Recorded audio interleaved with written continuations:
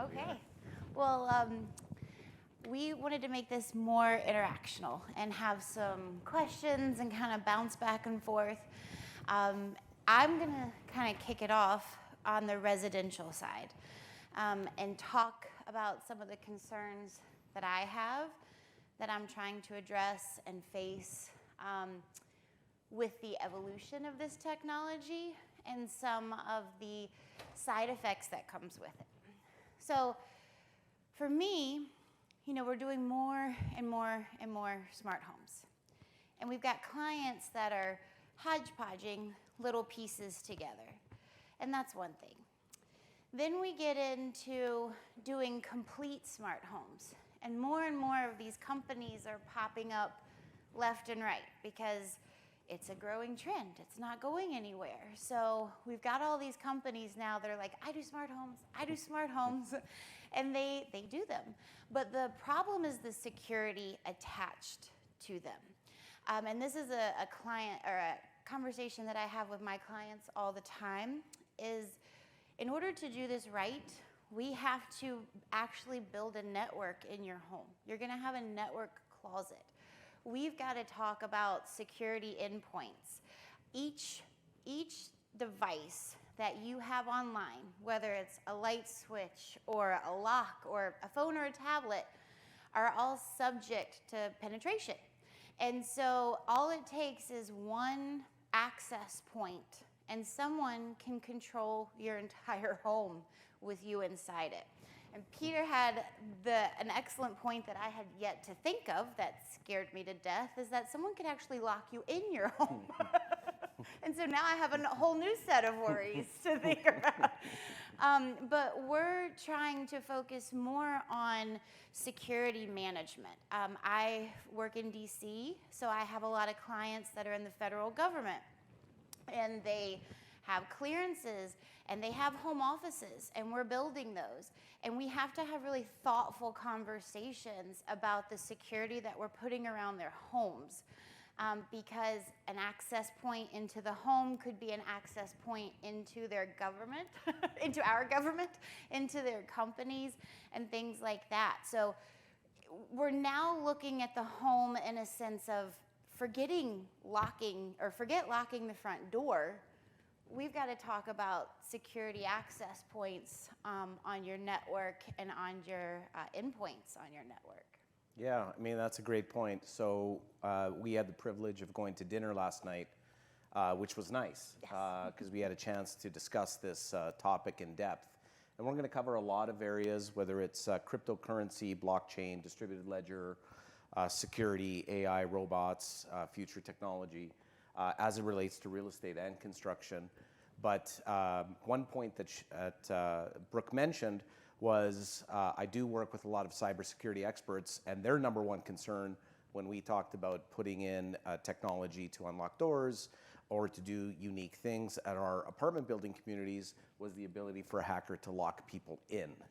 And that does bring a lot of fear and a lot of concern. And I guess my question for you was, when you do tell people in the residential side that they do need to put in a secure server and dedicate a component to their home for that, what do they actually think about that, first of all, when you communicate these things? Well, first they give me that look like, oh, it's not that big of a deal.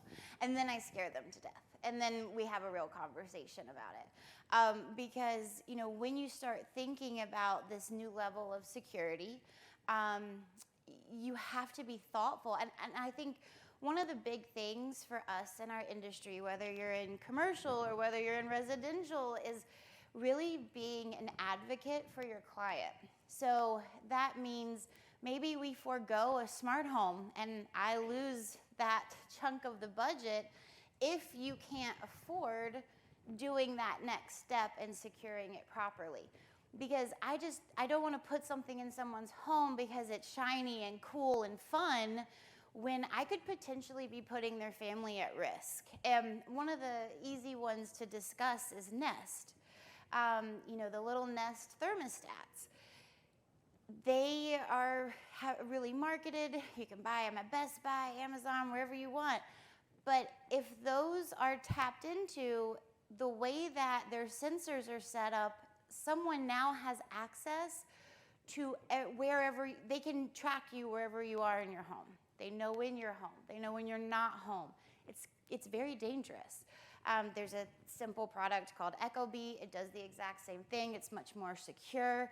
I typically direct my clients to something like that. And I think for those of us that are, doing this, and obviously we all want the best for our clients, I think we have to really start thinking about these technologies and fully understanding them before it's almost like a moral obligation before we can just go out and start, pushing them to everyone. Yeah, correct. So Ecobee, if you're looking for thermostats, you pointed out, are more secure, more robust, more feature-rich, but they're less expensive as well to install, which is a nice feature to have. But the reality is from Brooke's perspective, and I completely agree with her, is that once people are into your network from any access point, then they're into every bank account that you have, they're into every credit card that you have, they're into everything that you have. So as far as network security, you can Google top 10 passwords in the world. And if you're using one of those passwords, don't, because there literally are people that do drive around neighborhoods that are hacking and running little robots to look for Wi-Fi passwords and to be able to get into your passwords. So all passwords we know are a pain in the butt. You do need to use a password that is very unique. You do need to use a series of capitalized letters, numbers, and whether it's an asterisk or a dollar sign. But you should not use the same password for your Wi-Fi network as you would for your bank account.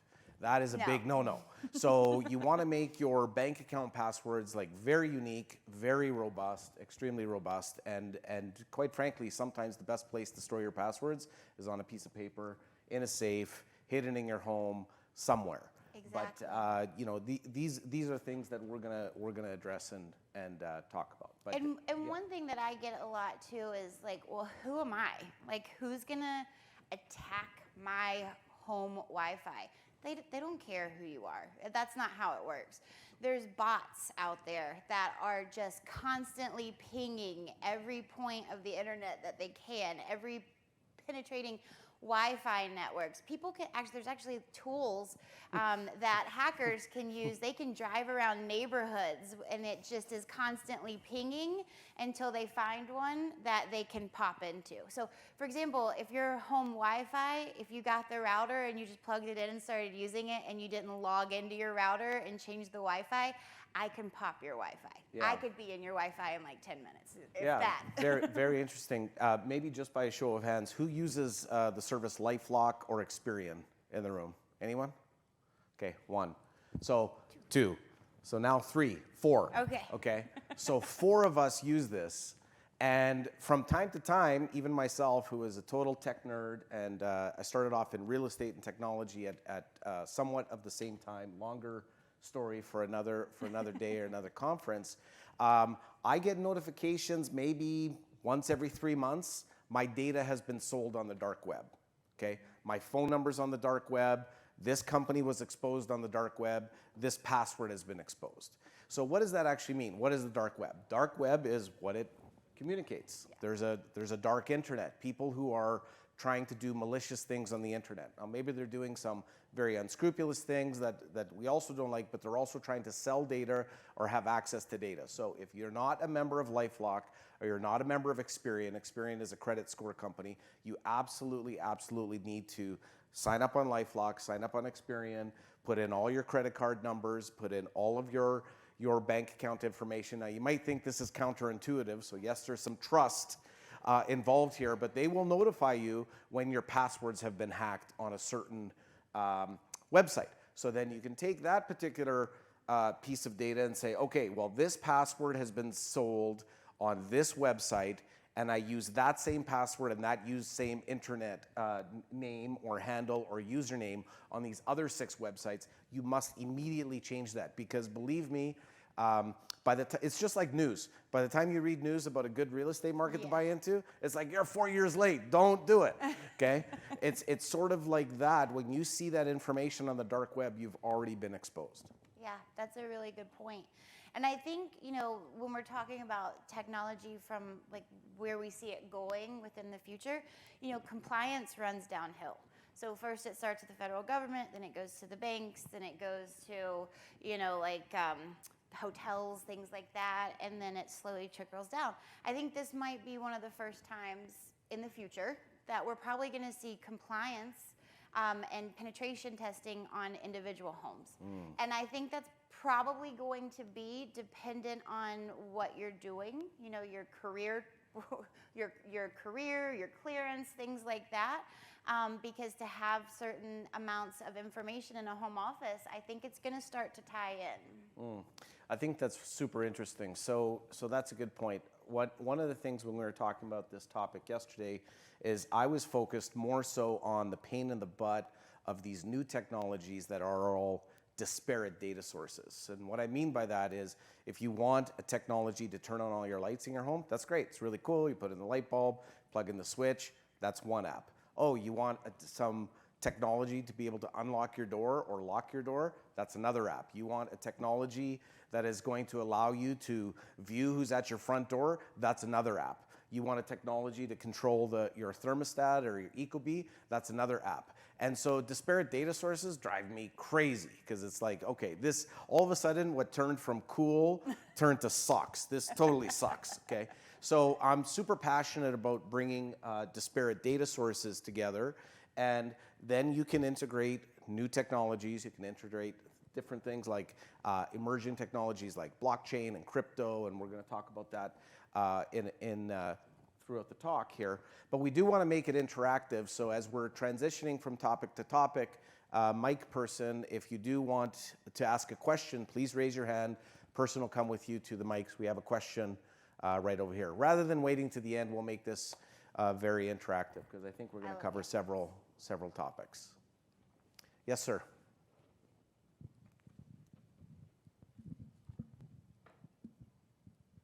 All right. Can you hear me? Okay. Yes. So my name is Deepak Latkar. I work for a company called Skyline Construction Enterprises. I am a VP and head of IT and cybersecurity for them. Wow. Nice. So this is an interesting topic for me, so I thought I'll just chime in a little bit. Yeah, please do. So you talked, you touched upon a very interesting points there. From a IoT is the biggest explosion of IoT from for everything is connected.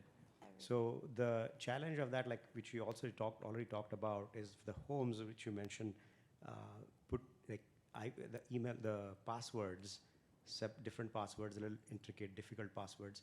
But I would also suggest that every connections, whatever you have, use at least a minimum of multi-factor authentication or at least a two-factor authentication. That's a great point. So 2FA is the most important because when you are like right now from your home, every single device which you're connecting, like whether it is a refrigerator or whatever, that is all connected, and everything goes to your wireless controller, like or wireless itself, access point, which you guys already talked about that.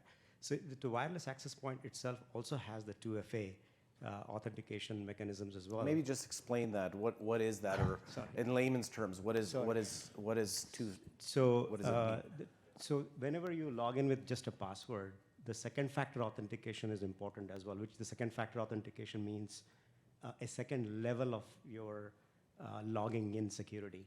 So the second factor is it can be your phone number. Yeah. It can be your an app which is you can use like a Google Authenticator app or Microsoft Authenticator app, which will actually help you really to tighten down the security because on your phone you have that.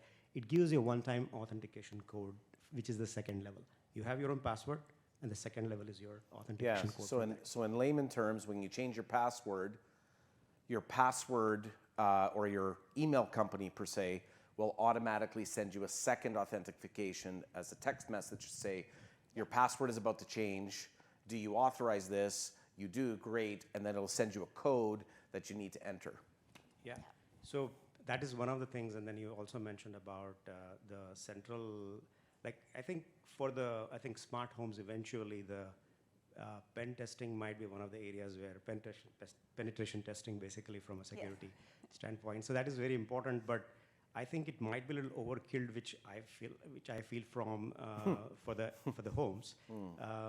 But at the same time, if they take very good steps at securing them with at least this minimum second factor authentication, which is one level. Yes. But then you talked about like too many distributed apps on your Yes. phone.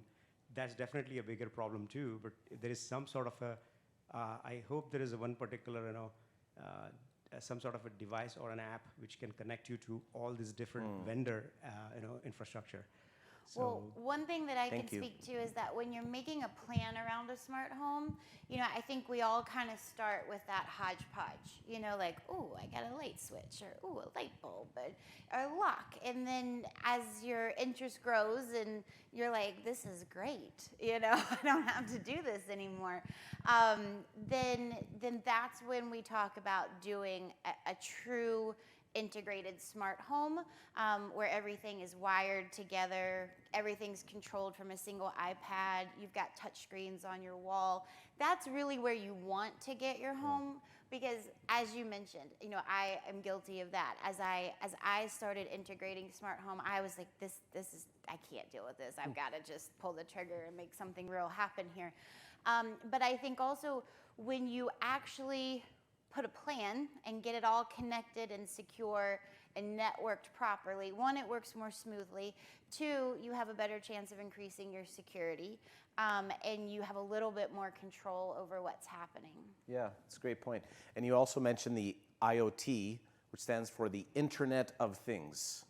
And so as Brook is talking about the Internet of Things in a home, what I myself as a commercial landlord or a multifamily landlord, I'm looking at the Internet of Things on a commercial basis. So what are the things that I'm doing?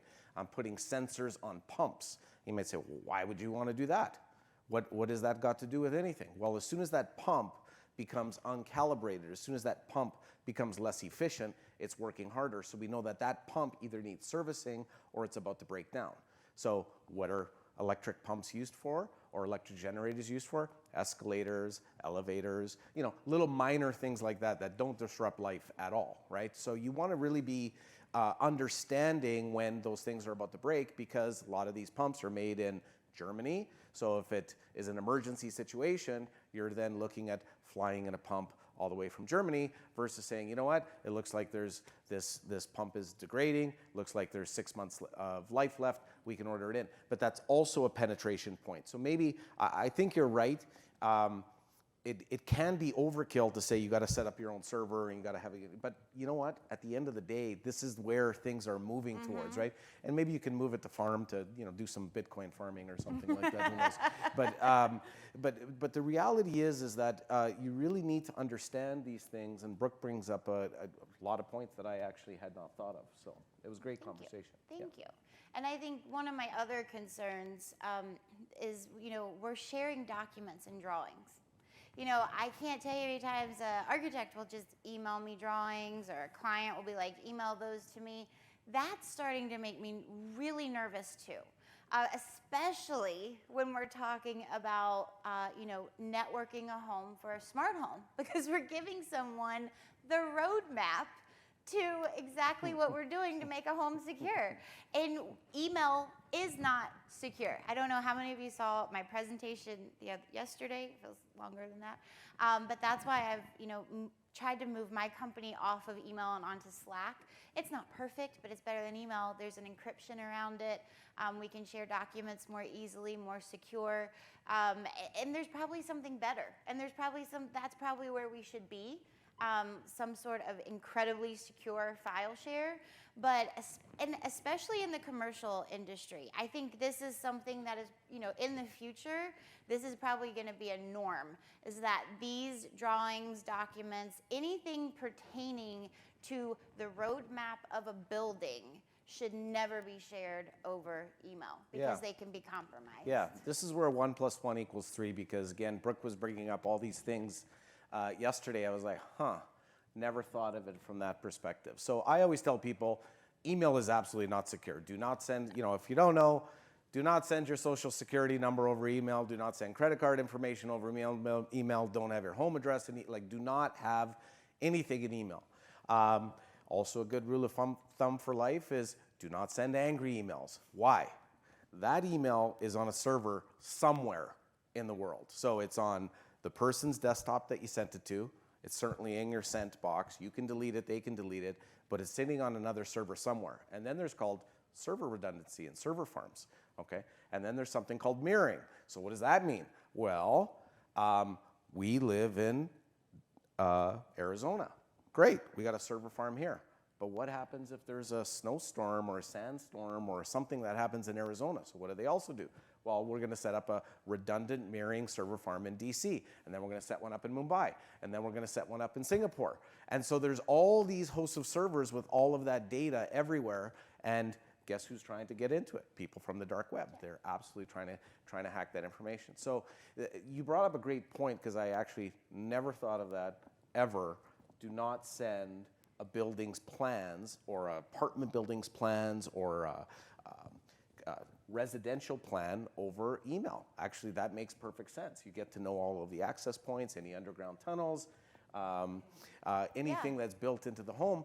So the reality is, what is the answer?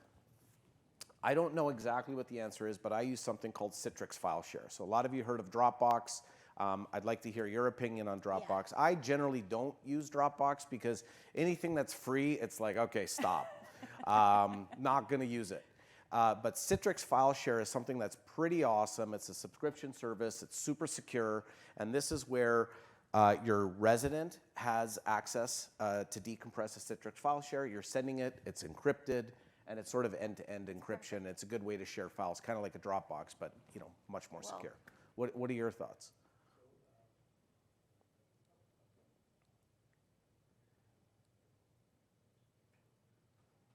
Guy runs IT all over the world, can't turn on a mic.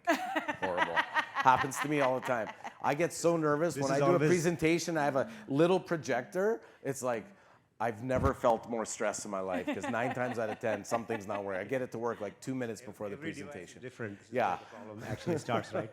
So when you say Dropbox or any sort of like box or whatever the different file sharing mechanisms are out there, I mean, there are built-in securities where you have to kind of properly enable those. So again, I probably won't talk very technical stuff, because I think the audience is really different here. So generally, the way we connect to the Dropbox or any of these third-party one is something called SAML integration, so which is more of a single sign-on authentication. So again, it's a more of a, I would say, extremely secure when you're logging into something and sharing with somebody else. So there are also, like you mentioned, Citrix as well. That's one of the good ones to share the files. Any other ones? Are there any other ones that are like really good and secure? Like Citrix is paid, right? You pay from the beginning. There's no free subscription. So is there anything that you'd recommend? If you even look at the Microsoft's Office 365 or Google has for small businesses as well, you can even sign up. Good point. Those. So that is very actually cost effective as well. At the same time, you mentioned Slack. So if you have an Office 365 platform, which will actually give you entire productivity suite and collaboration suite, like you can use Microsoft Teams, you can do video calls, and just like replacement of Zoom pretty much, right? So you can use that, and then sharing, basically file sharing is there for Office 365. You can use that. Emails, again, like you shouldn't send the emails like in a plain text format, obviously, but then you can always encrypt it. There are like options to simply encrypt your email. If you're sending a blueprints, you can simply send it to the blueprint through a encrypted email, I mean. That's awesome. So there are many different ways to kind of, Secure. Part of the thing is, I'm just like, give me another 30 seconds, please. So this is just an interesting topic for me, so I just wanted to continue. So basically, nobody listens to the IT guys ever except today. Yeah, that's why you get a. That's why you get a mic and you speak, right?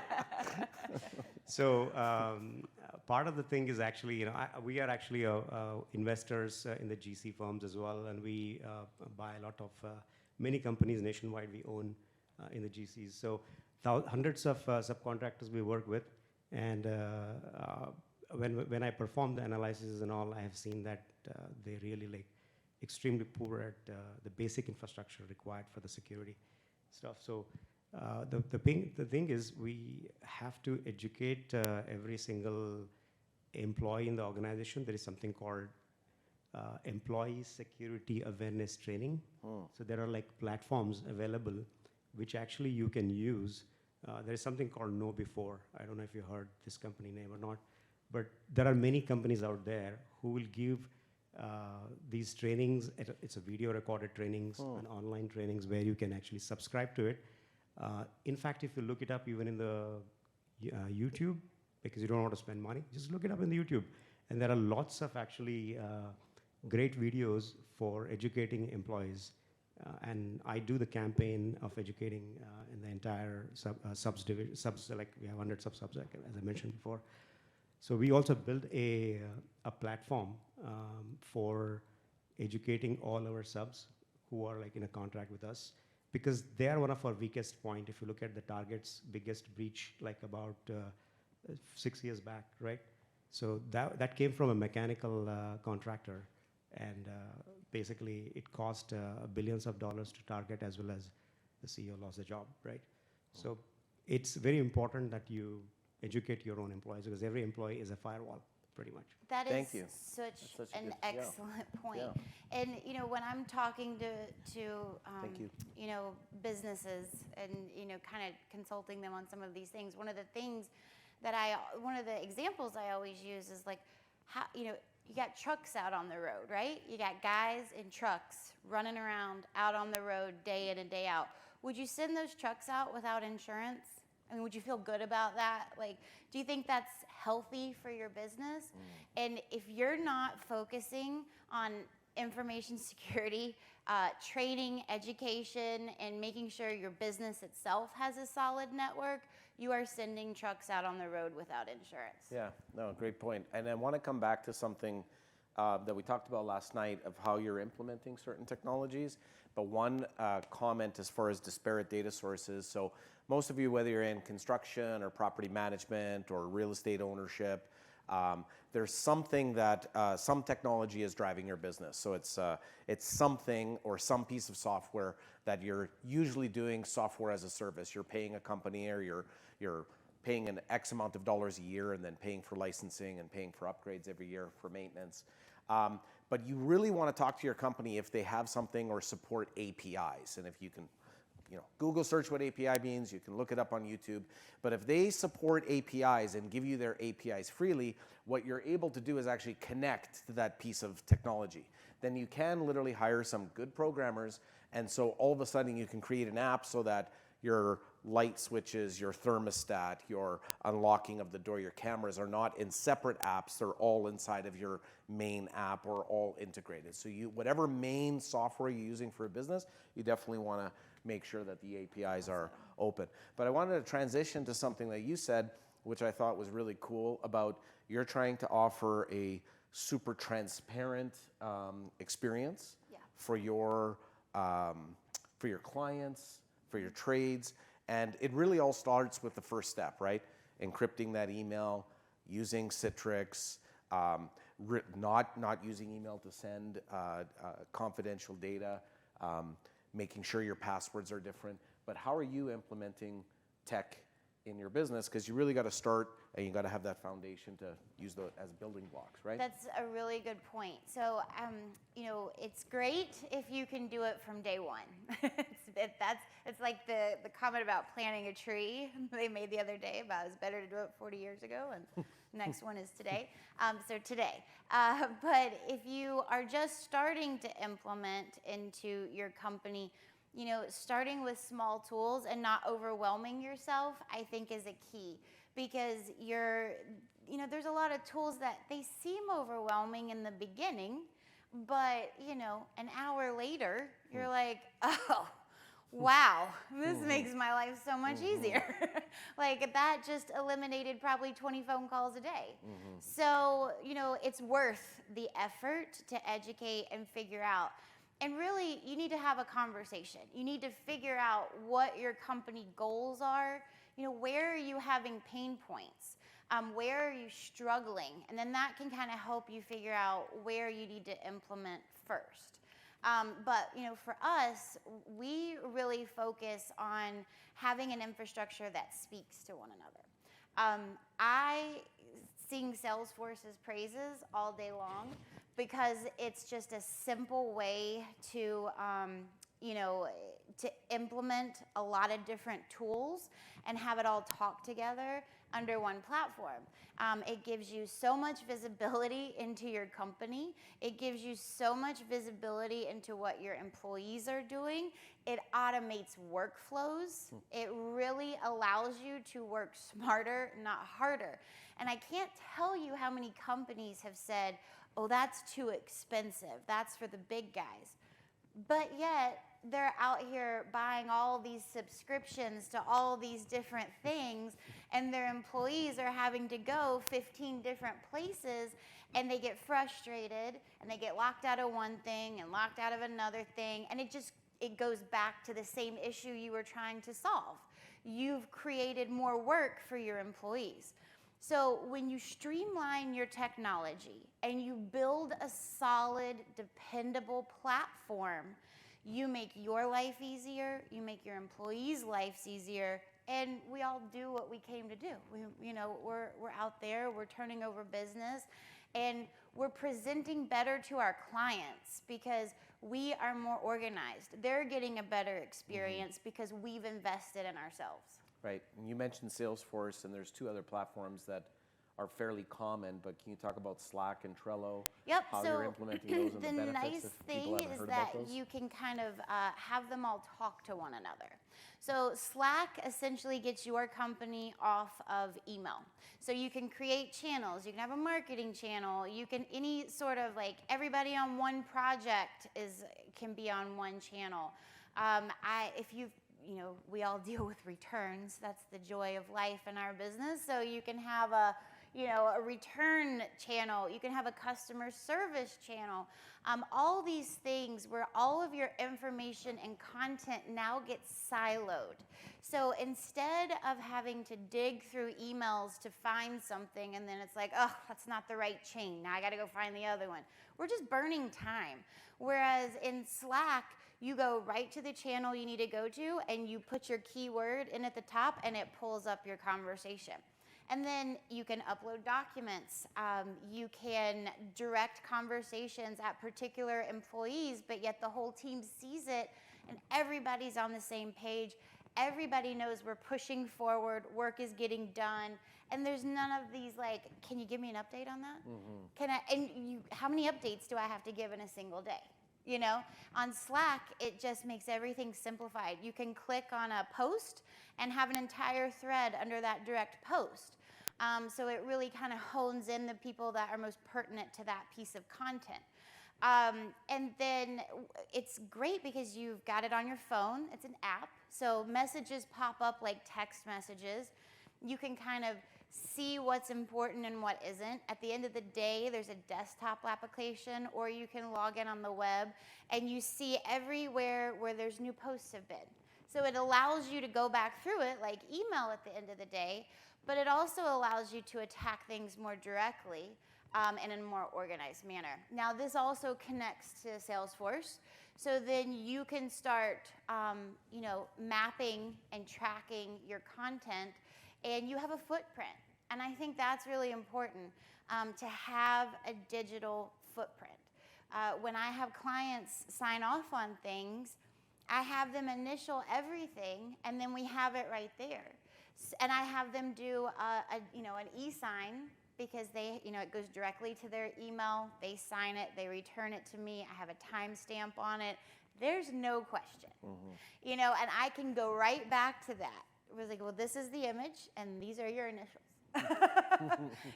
Or it's the same thing with your employees. Oh, I did that. Salesforce says you did it. You're able to you have a busy day. Maybe you can't connect to your employees as much as you like. You log into Salesforce and you have transparency right off the bat as to what your team is doing. Did I hear you right? You use Trello and you give that to your clients? Yes. Okay, so can you just explain what Trello is? It's free, or Yep. a certain amount of users Yeah, is free, but you share that with your clients, which I thought was kind of brilliant. I only use the free, so in all honesty, I don't even know what the paid version does. I can't even imagine what the upgrade would be. But it's really nice because you can create columns, and you title those columns whatever you want, and then you make cards. It's just, imagine having a dry erase board, back in the day, and you're titling your rows, and you're writing on index cards and taping them up there. And that's essentially what Trello is in the dumbed down version. Now, in each one of these cards, you can assign due dates, you can enter detailed notes, you can add photographs, you can add documents. Any of you investors out there, if you're doing a rehab, it's a great tool because you can kind of track things. Your contractors can drop images in there. It really helps with keeping up with progress. But when you're talking about it for your clients, it's a great tool for transparency because now you're presenting self-accountability. And we all know that the more transparent and honest you are with your client, even on the things that hurt. And this industry, we keep things close to the vest. Like, let me try to solve this before I tell my client. Meanwhile, your client's in the background being like, what the hell's going on? Like, are they doing anything? So I say, just tell them. Like, make it all clear. But for example, let's just say you're doing a kitchen. Make it very simple. You've got all of your different categories. So you've got your drawings and elevations in one. You've got your cabinet colors in another. All your materials are siloed, but then you can jump over and break out a timeline. I think one of the biggest concerns for clients is that they may have done a renovation before, but they still we live, eat, and breathe this. We know every step of the process and we're comfortable with it. And even though it's like complicated and stressful and scary, we know how to navigate it. Our clients don't. And that's what creates fear, stress, concern. So the more transparent we can be with our projected timelines, manage expectations, of course, that this is our goal, but this is also construction, so, things change, then they start to understand. I always tell my clients, especially on, maybe their first renovation ever is a kitchen, I'm going to tell them first thing, there's going to be a couple of days where it doesn't look like we're doing anything. And a lot is actually getting done on those days. So that when they walk in their home and they're like, well, this is what it looked like 2 days ago. So that way they kind of understand it, but map that out on Trello. And then you can add notes to certain things. Like I like saying, this item has been ordered, due date X. And then that way the client's like, oh, okay, I don't have to ask about that, that's done. And I think that's really what it is just, they're gonna, you always have that client that is like, well, what about this? What about this? What about this? They have access into the window of what's happening, then they're more comfortable and you have less busy work of, giving detailed reports on every little thing. Yeah, so Trello is a really great visual project management tool. You can use it for yourself personally. Another one that's well known is called Asana, A-S-A-N-A. Yes. But I thought it was brilliant that you were sharing that with your thanks. clients. I mean, I've never heard of anybody doing that, so I thought that was awesome. I guess in starting to wrap up, I wanted to talk about cryptocurrency.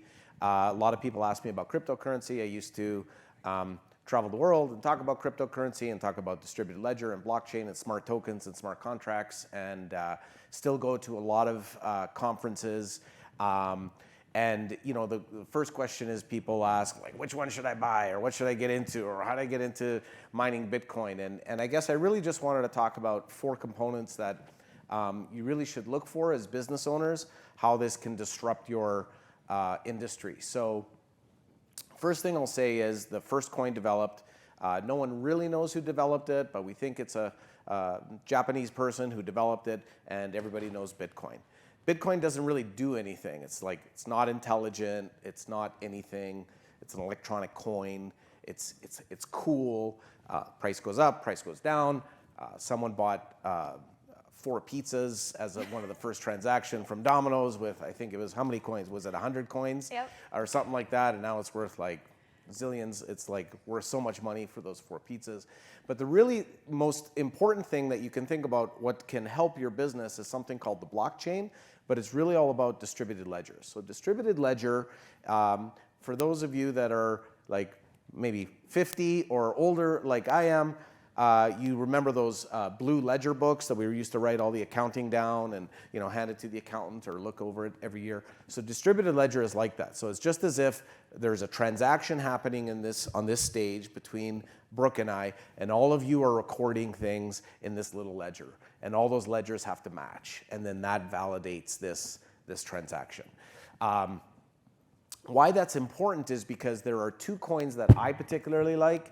I don't think the stock price will go up or down based on Elon Musk, not talking about it on Saturday Night Live, or do. If you're laughing, then you know what I'm talking about. If you don't, look it up. But what's really cool is I like Stellar and I like Ethereum personally. And the reason why I like these coins not to buy or not to invest in is what they can actually do for your business as entrepreneurs. So these are smart tokens. So Bitcoin is a token, okay? But these are smart tokens. What does smart tokens mean? It has technology built inside of it. Well, how does that work? Well, it can create something called a smart contract. And so in our industry, we deal with escrow all of the time from a real estate perspective. I'm buying apartment buildings. Brook is buying super cool warehouses and turning them into like super cool residential properties in DC. If you ever want to live in DC, talk to Brook and her business partner, who's Canadian. Love Canadians, I'm Canadian. But what's really cool is I deal with escrow all the time. And what is really escrow? Escrow is where you make an offer, there's a contract, you put a deposit down, that deposit goes to escrow, okay? There's certain contractual obligations. You're trying to see if title is clear or cloudy title. Once everybody agrees and the due diligence period is over, and the buyer is saying, I have the money or I have the financing. And once that due diligence period is over, either the money goes hard, so that purchaser or potential purchaser loses their money, and it goes to the seller or to the real estate company if you don't check your contract, or a transaction takes place. While with Ethereum or Stellar, you actually don't need an escrow company anymore. You're like, what? Anybody here in the escrow business? I hope not. Okay. So that business is going to get like completely disrupted. And here's how it works. If we have a technology that's developed that's based on Stellar or based on Ethereum, and Brook and I want to complete a transaction. I own an apartment building. Brook wants to buy that apartment building. I ask Brook, do you have the money to buy this apartment building? She says, yes, I do. She says to me, do you have clear title on the apartment building? I say, yes, I do. She says, have you had an appraisal in the last 6 months that shows that it's worth the price you say? Yes, I do. And I ask her, are you prepared to close? Do you have all your trades lined up? And are you prepared to close in 60 days on this apartment building? And are you okay with putting $50,000 in trust? And if you don't close, then I get to keep that money? Yes, I am. So there's a terms of a contract. So we put in all the terms of the contract, okay? Brook has a digital wallet. I have a digital wallet. My digital wallet checks if Brook has the money. Now, I can't see how much money she has in her account, but it can validate that she has the money. Her digital wallet can validate that I have clear title. My digital wallet, okay, can communicate anything I want it to. Her digital wallet can communicate anything I want to with that smart contract, okay? Now, as we're completing this transaction, what happens is my wallet reaches into her wallet and brings it into a virtual wallet, and let's say that transaction's worth $1 million. That $1 million is held. So she can't spend it on something else, or she can't pledge it somewhere else. So the point is that this is the world that is not only coming, it's already here. It's here. Okay. Yes, sir. Just wait for the microphone if you don't mind, sir. Actually, I have the microphone now. My question is... Oh, you have... I'm sorry, I didn't see... First of all... See, that's what happens when you wear black next to a black tablecloth. Just, yeah, you can't... Yeah. No worries. Thank you so much for this incredible conversation glad you like it. and your insight. Yeah, you're welcome. I just wanted to ask if you could just make comments of since everything is IoT, Yes. just an comments on a lens or an overlay of machine learning Yeah. and AI. Yeah. Well, first and foremost, I'll just say that I'm incredibly well read, and I find technology super interesting. I started my first tech company at 19 years old. I sold that company, but I keep infusing tech into real estate. So I want to say that I'm not an expert per se, but I would say that Elon Musk, Bill Gates, and some of the most smartest technology people of our lifetime lobbied government and wrote letters to them to say, do not allow machine learning to progress. It is the most dangerous thing on the planet. So essentially, machine learning could be used for good, but machine learning can also be used for very bad things. So machine learning is being used to hack into your Wi-Fi. Machine learning is being used to try to figure out your password on your email. But I try to use it for good. And there's lots of different services. You can connect with me afterwards if you want to have, what kind of business are you in?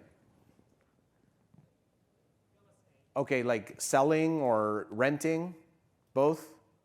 Okay, so people contact you all the time, right? Maybe they just want to know what a listing sold for. Maybe they want to know, how big the square footage is and things like that.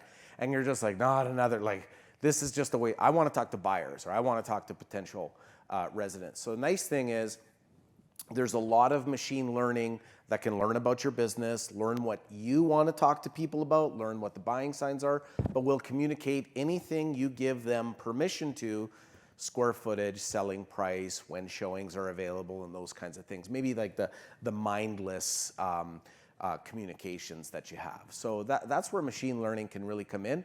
And if you just YouTube, machine learning, or if you actually just YouTube AI automation or AI texting, that might be something that would be useful to your business.